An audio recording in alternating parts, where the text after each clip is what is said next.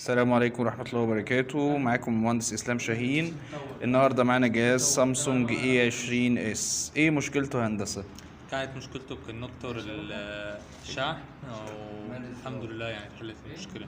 تمام، فعلا كانت مشكلته في كونكتور الشحن. الجهاز ده كان جاي كونكتور الشحن متدمر، صح كده ولا لأ؟ اه وطبعا ركبنا كونكتور جديد، وهنشوف دلوقتي الجهاز شغال معانا ان شاء الله. امسك لي كده هندسة.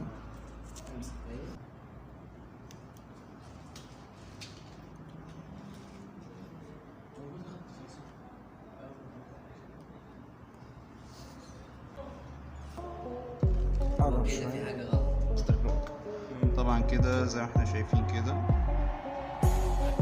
الجهاز بيشحن معانا.